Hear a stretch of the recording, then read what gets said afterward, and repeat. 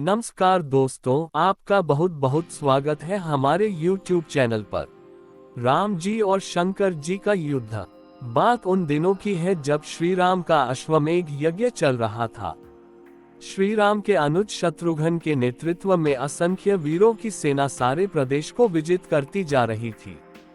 यज्ञ का अश्व प्रदेश प्रदेश जा रहा था।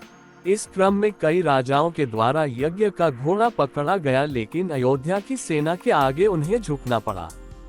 शत्रुघ्न के अलावा सेना में हनुमान, सुग्रीव और भरत पुत्र पुष्कल सहित कई महारथी उपस्थित थे, जिन्हें जीतना देवताओं के लिए भी संभव नहीं था। कई जगह भ्रमण करने के बाद यज्ञ का घोड़ा देवपुर पहुंचा, जहां राजा वीरमणि का राज्य था। राजा वीरमणि अति धर्मनिष्ठ तथा श्री राम एवं महादेव के अनन्य भक्त थे। उनके दो पुत्र रुक्मांगद और शुभांगद वीरों में श्रेष्ठ थे। राजा वीरमणि के भाई वीरसिंह भी एक महारथी थे।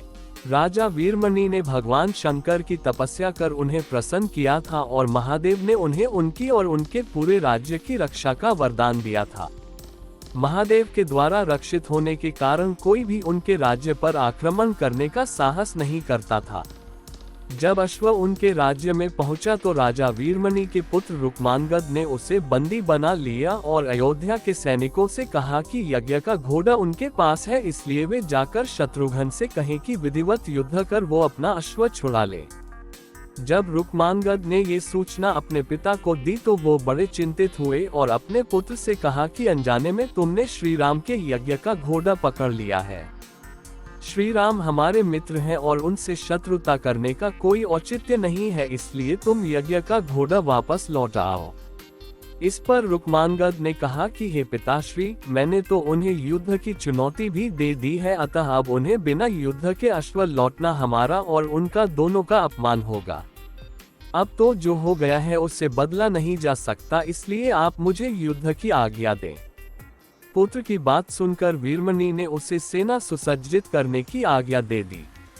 राजा वीरमणि अपने भाई वीरसिंह और अपने दोनों पुत्र रुक्मांगद और शुभांगद के साथ विशाल सेना लेकर युद्ध क्षेत्र में आ गए। इधर जब शत्रुघ्न को सूचना मिली कि उनके यज्ञ का घोड़ा बंदी बना लिया गया है तो वो बहुत क्रोधित हुए एवं अपनी पूरी सेना के साथ युद्ध के लिए युद्ध क्षेत्र में आ गए। उन्होंने पूछा कि उनकी सेना से कौन अश्व को छुड़ाएगा, तो भरत पुत्र पुष्कल ने कहा कि तातश्री, आप चिंता न करें। आपके आशीर्वाद और श्री राम के प्रताप से मैं आज ही इन सभी योद्धाओं को मारकर अश्व को मुक्त करता हूँ। वे दोनों इस प्रकार बात कर रहे थे कि पवनसुत हनुमान ने कहा कि राजा वीरमणि के राज्य पर आक्रमण करना स्वयं परमपिता ब्रह्मा के लिए भी कठिन है, क्योंकि ये नगरी महाकाल द्वारा रक्षित है। अतः उचित यही होगा कि पहले हमें बातचीत द्वारा राजा वीरमणि को समझाना चाहिए और अगर हम न समझा पाए तो हमें श्री राम को सूचित करना चाहिए। राजा वीरमणि श्री राम का बहुत आदर करते हैं, इसलिए वे उनकी बात नहीं टाल पाएंगे। हनुमान की बात सुनकर श्री शत्रुघ्न बोले कि हमारे रहते अगर श्री राम को युद्ध भूमि में आना पड़े, ये हमारे लिए अत्यंत लज्जा की बात है। अब जो भी हो हमें युद्ध तो करना ही पड़ेगा। ये कहकर वे सेना सहित युद्ध भूमि में पहुंच गए। भयानक युद्ध छिड़ गया। भरत पुत्र पुष्कल सीधा जाकर राजा वीरमणि से भिड़ गया। दोनों अतुलनीय वीर थे। वे दोनों तरह तरह के शस्त्रों का प्रयोग करते हुए युद्ध करने लगे। हनुमान राजा वीरमणि के भाई महापराक्रमी वीरसिंह से युद्ध करने लगे। रुक्मांगद और शुभांगद ने शत्रुघ्न पर धावा बोल दिया। पुष्कल और वीरमणि में बड़ा घमासान युद्ध हुआ। अंत में पुष्कल ने वीरमणि पर 8 नाराज बाणों से वार किया। इस वार को राजा वीरमणि सह नहीं पाए और मूर्छित होकर अपने रथ पर गिर पड़े। वीरसिंह ने हनुमान पर कई अस्त्रों का प्रयोग किया पर उन्हें कोई हानि न पहुंचा सके। हनुमान ने एक विकट पेड़ से वीरसिंह पर वार किया, इससे वीरसिंह रक्तबमन करते हुए मूर्छित हो गए। उधर श्री शत्रुघ्न और राजा वीरमणि के पुत्रों में असाधारण युद्ध चल रहा था। अंत में कोई चारा न देखकर शत्रुघ्न ने दोनों भाइयों को नागपाश में बांध लिया। अपनी विजय देखकर शत्रुघ्न की सेना के सभी वीर सिंहनाद करने लगे। उधर राजा वीरमणि की मूर्छा दूर हुई तो उन्होंने देखा कि उनकी सेना हार के कगार पर है। ये देखकर उन्होंने भगवान रुद्र का स्मरण किया। महादेव ने अपने भक्त को मुसीबत में जानकर वीरभद्र के नेतृत्व में नंदी, भृंगी सहित सारे गणों को युद्ध क्षेत्र में भेज दिया। महाकाल के सारे अनुचर उनकी जय जयकार करते हुए अयोध्या की सेना पर टूट पड़े। शत्रुघ्न, हनुमान और सारे लोगों को लगा कि जैसे प्रलय आ गया हो।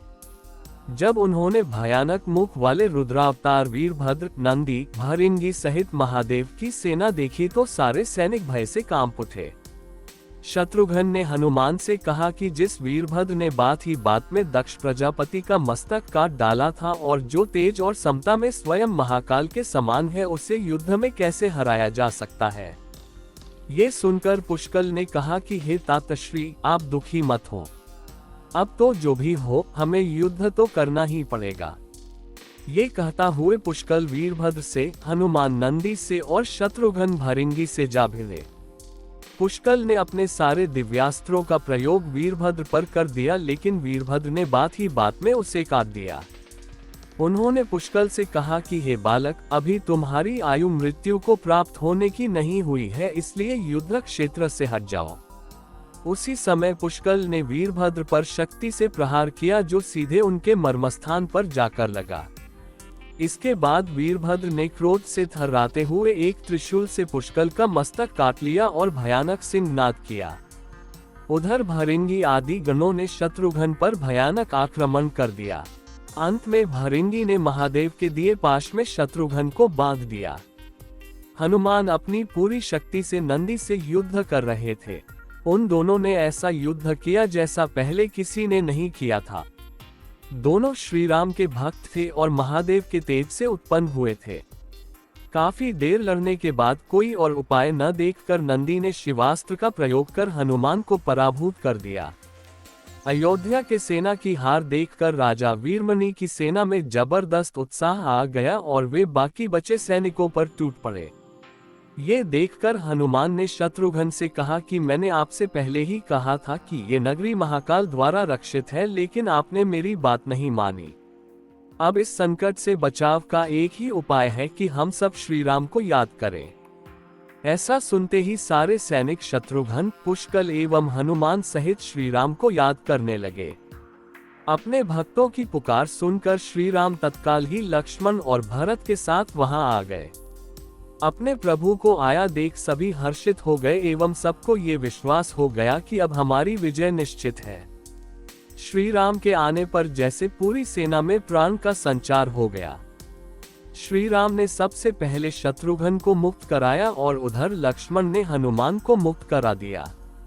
जब श्री राम, लक्ष्मण और भरत ने देखा कि पुष्कल मृत्यु को प्राप्त हो चुके हैं तो उन्हें बड़ा दुख हुआ। भरत तो शोक में मूर्छित हो गए। श्री राम ने क्रोध में आकर वीरभद्र से कहा कि तुमने जिस प्रकार पुष्कल का वध किया है, उसी प्रकार अब अपने जीवन का भी अंत समझो। ऐसा कहते हुए श्री राम ने सारी सेना के साथ शिवगणों पर धावा बोल दिया।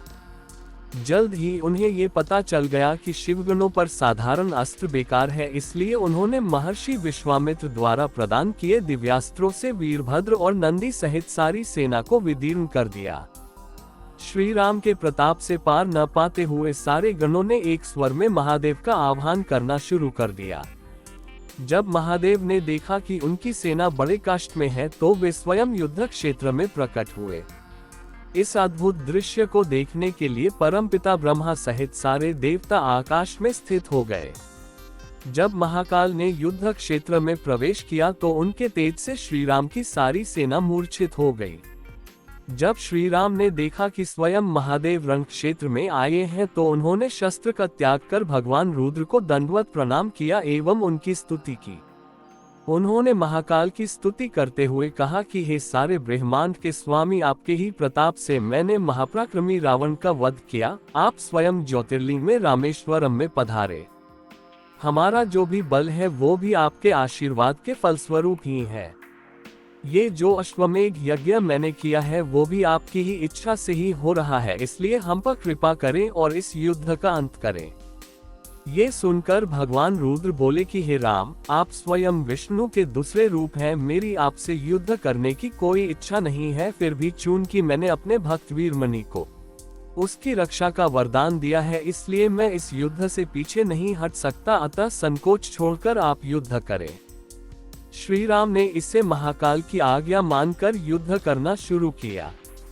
दोनों में महान युद्ध छिड़ गया, जिसे देखने देवता लोग आकाश में स्थित हो गए।